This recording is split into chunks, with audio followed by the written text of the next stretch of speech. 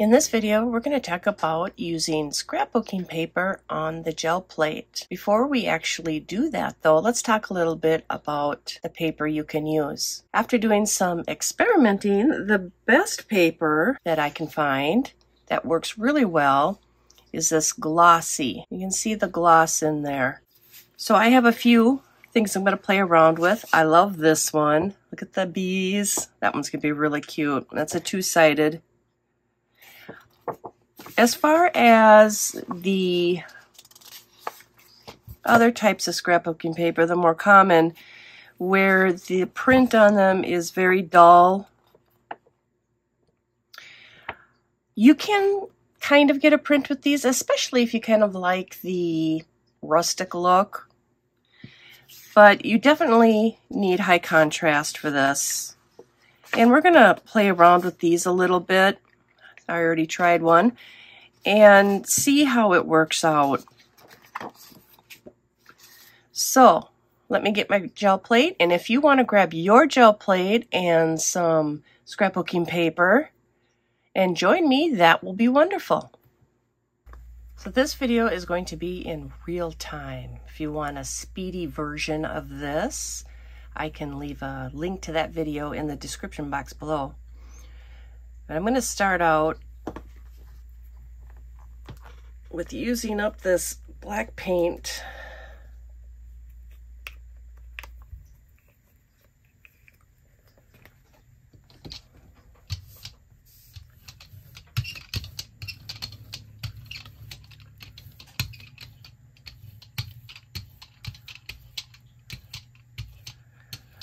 Okay, for me, that is too much paint. So I'm going to clean off my ruler or brayer.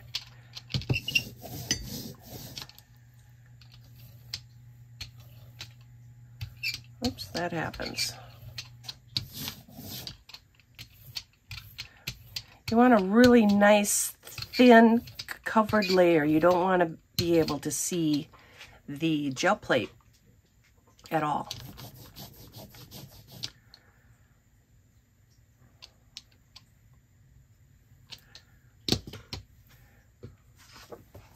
I'm going to try the bees here.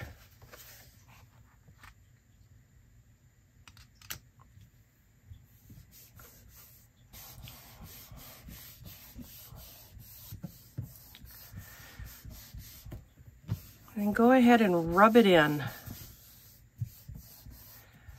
Now, when I've been experimenting with this before,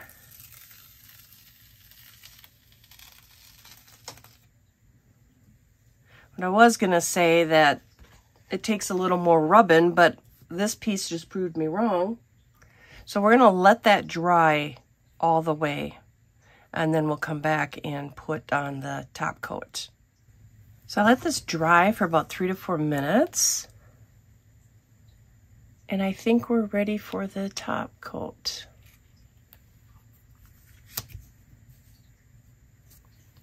And I'm going to use iridescent bright gold. I'm wanting to make some collage papers for art journaling and other art projects.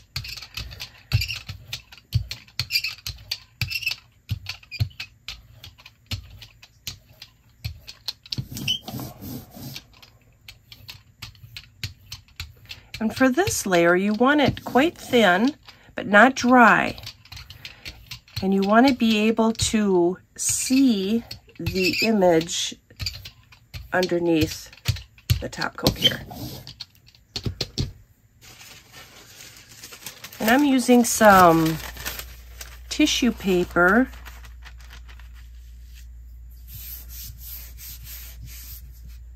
Oops.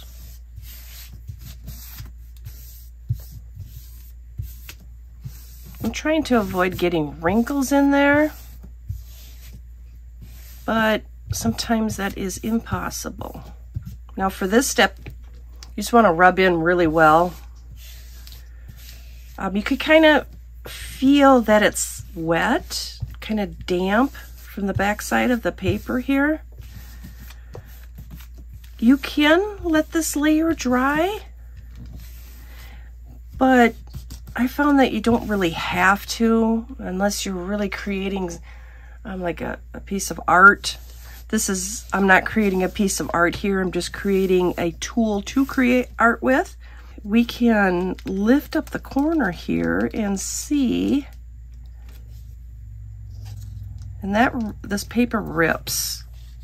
I guess I won't be using a whole lot of this paper, but let's see if we can salvage it.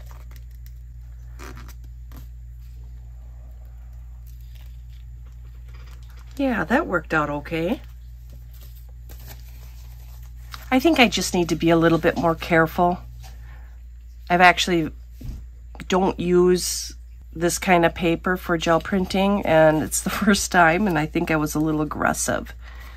But I think that will be very, very nice. I think that one worked out really well. All right, you want to try another? For the next one, we're going to try this. I'm kind of excited to try this one. And we're going to start out with some beautiful magenta.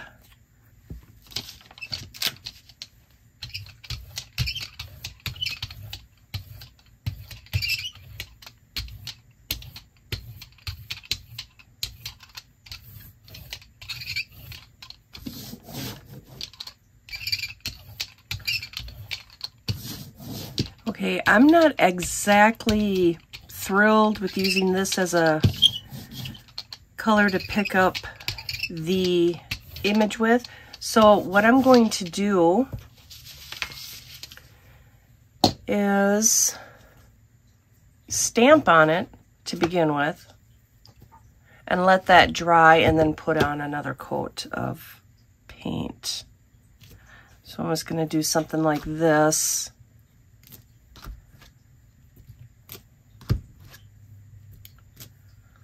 I didn't realize that this paint was as transparent, so I'm going to do this, and hopefully it'll create a pretty neat design underneath here. So I'm going to let this one dry, and then we're going to put on a different color, and then we'll do the transfer. Well, I think that is dry enough. Whoops, wrong color. I'm gonna see if I can get a couple more squirts out of this paint tube here. There we go. Not gonna get much more out of that one. All right.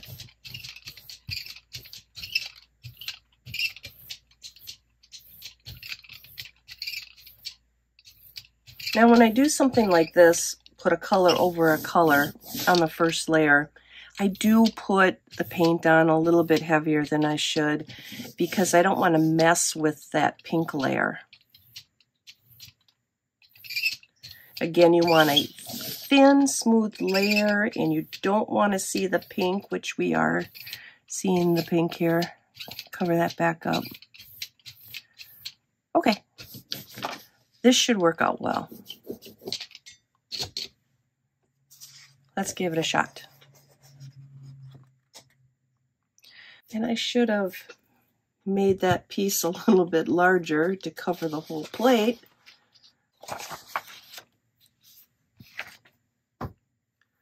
There we go.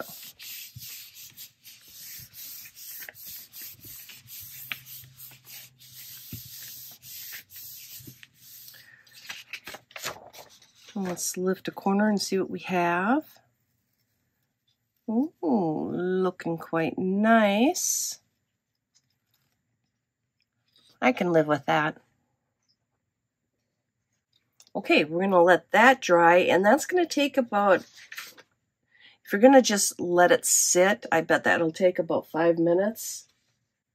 And you know what? I'm finding that I really like the tissue paper.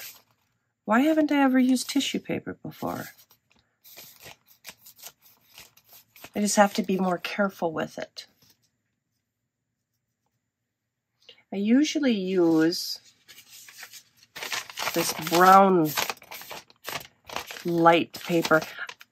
I don't even know what kind of paper it is. It came in a roll like this and was given to me by my aunt. And I usually use, I think, is rice paper. It is thicker than the tissue paper, a little bit. But that also came on a roll. Yeah, I think that is rice paper. It didn't come with any packaging or anything. Let's test it to see if it's dry.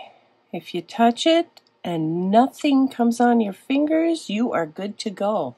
I want to keep this background kind of light, so I'm going to use my distressed ink, Victorian Velvet.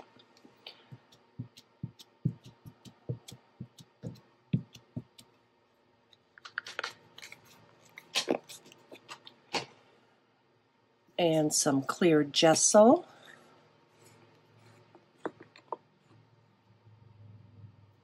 You can also use a matte medium as well.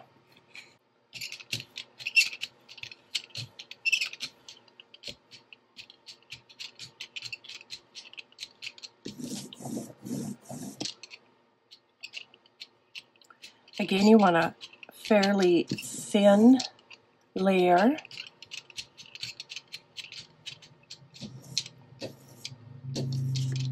You don't want to be able to see. You see that white there? You don't want any of that.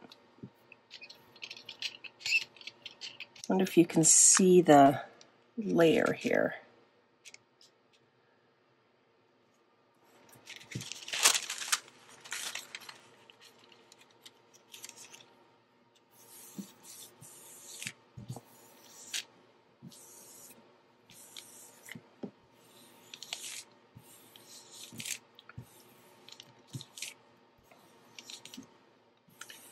Now for this one I used what I think is rice paper, and it does like to wrinkle.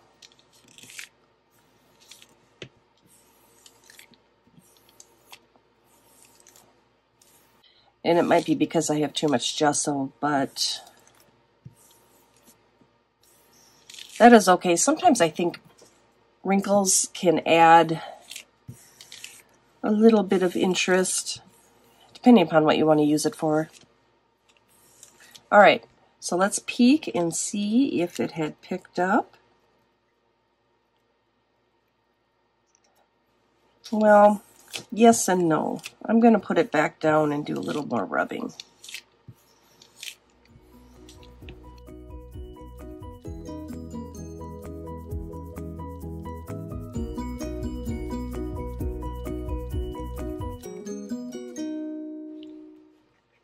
I think it turned out great. I kind of wish that there weren't wrinkles in it, but you know, I'll just work with it.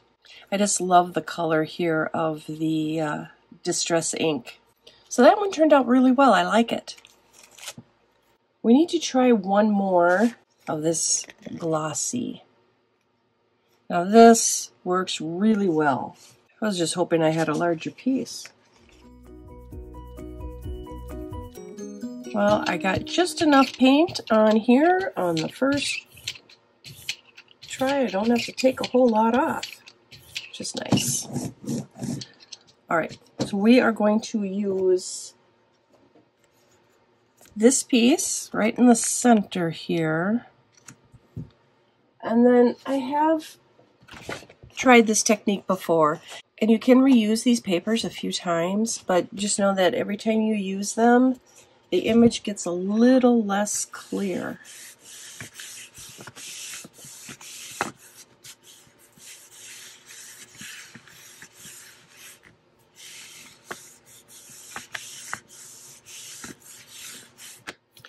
And I also noticed that the black glossy paper that I'm using takes a little more rubbing than the previous prints that we made.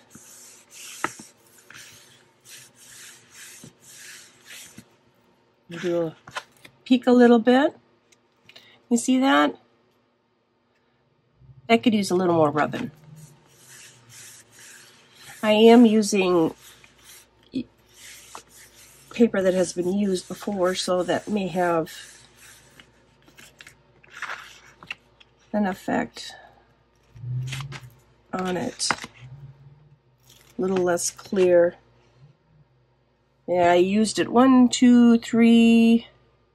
That would be my 4th time. I probably pushed it a little too much on that paper. Alright, let's check this one out. Yeah, there you go. That's perfect. And you can even reuse this, but like I said, the image may not be as clear as the first one. I like it. Now I'm kind of glad that the paper was too small. These did not turn out exactly the way that I had hoped. I should have used a newer piece of paper, but that's okay. It still works. We will let this dry and then we will lift it. For the background, all right, let's give it a shot. If you don't let your first layer dry all the way, it gets a little smeary, which I am somewhat questioning whether I did not let this dry enough. We'll see. If not, I mean, it's still usable. It just won't be as clear. It'll just be a little smeary. And of course, way too much gesso. I love this gesso, however, I don't like the container that it's in because it just blurts out when you open the cap and it's hard to control. Alright, let's see what we have here. See, I have enough gesso on there for 4 prints.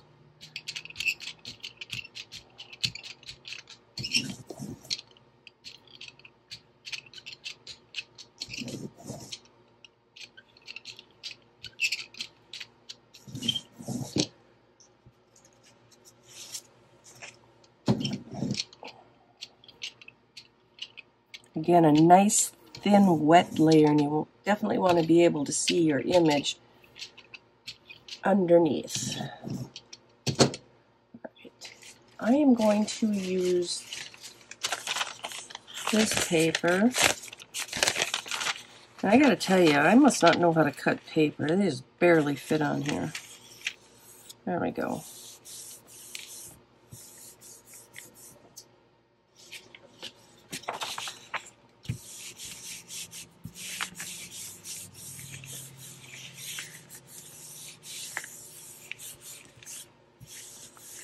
I love experimenting with the gel plate. I love discovering new transfers. And we have the magazine transfers and the calendar transfers and laser jet transfers, wrapping paper transfers.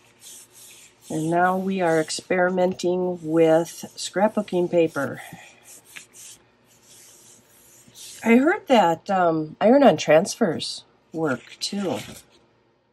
I haven't been able to find any. I buy a lot of my supplies at thrift stores, especially if I'm looking for vintage. All right, this is looking great.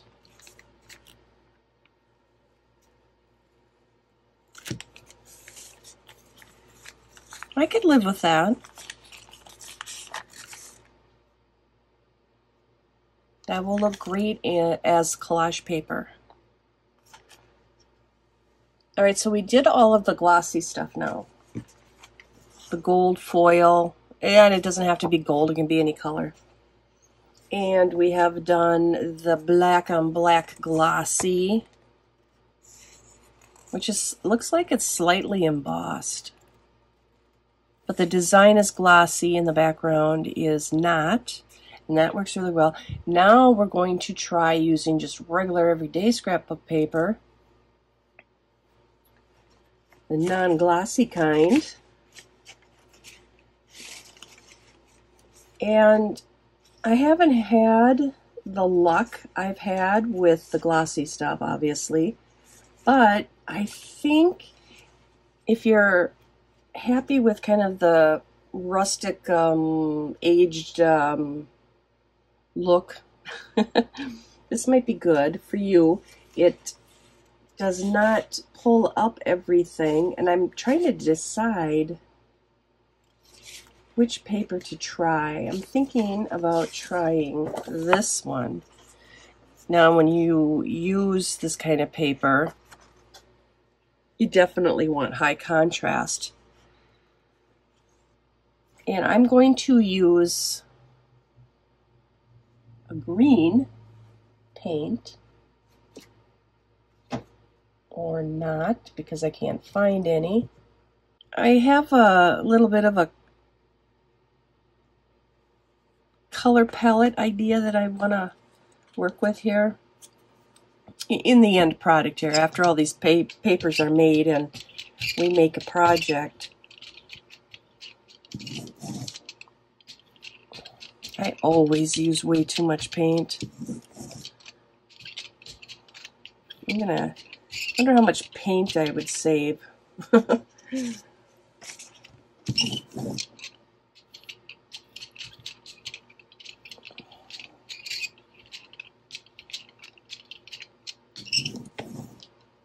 I am going to let this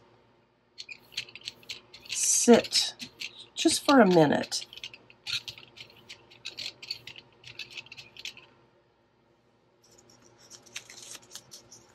Before I make the transfer.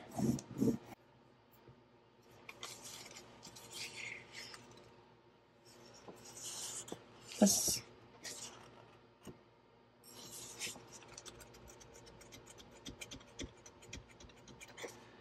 okay.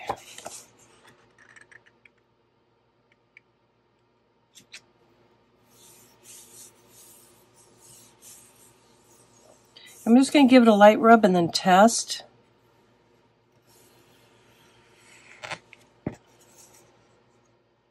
You know, you could let this dry and use it in some way. Use it as collage paper. That's a neat look.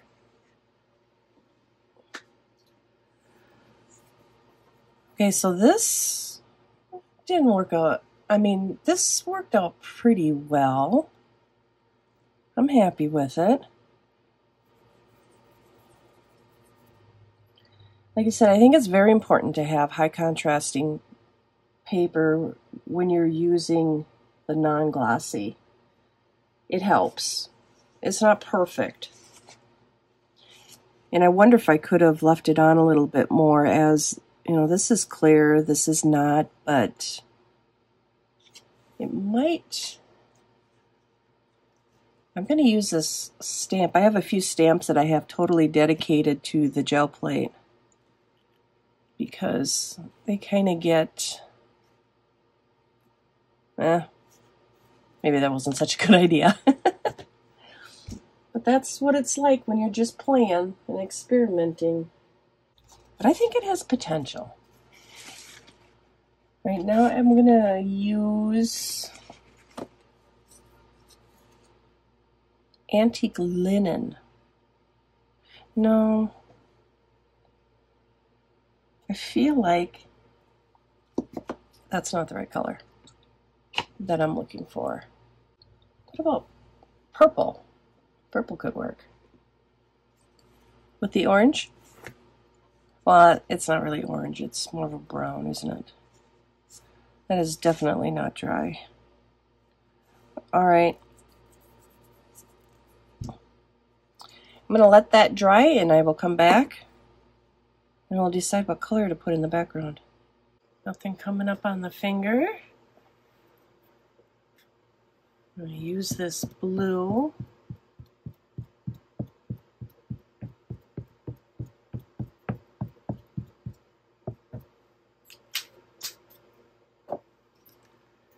And we'll try to get the appropriate amount of gesso on there. There.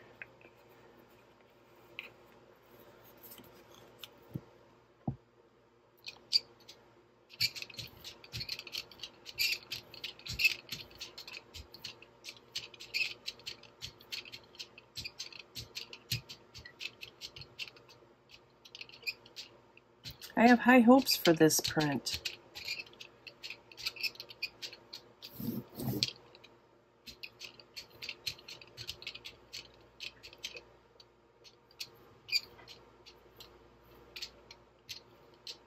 All right, let's lift that. I'm going to use tissue paper.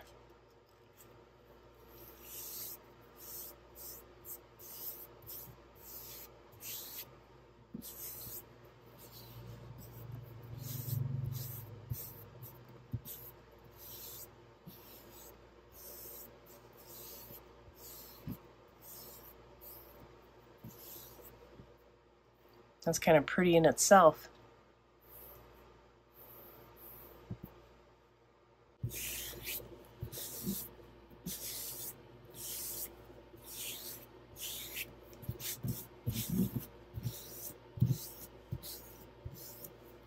All right, now I have to try to lift it up without ripping it.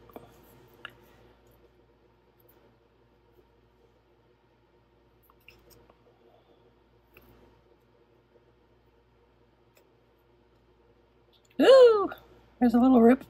There we go.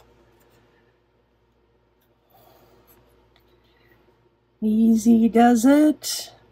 Here it comes. Oh yeah, that is perfect. Perfect piece of collage paper. I think I'm going to be using more tissue paper than I have in the past. This one is probably my favorite. I think a lot of it has to do with the colors. I like these two colors together. This one I think worked out really well. The paper got wrinkly, but we will work with that. And this one here is also one of my favorites, the bees, and this one. I am really excited to work with some of these papers. I have quite a large stash of them now, so I'm going to start working on some projects that I can share with you. But that is all I have for now. Thank you for watching, and bye for now.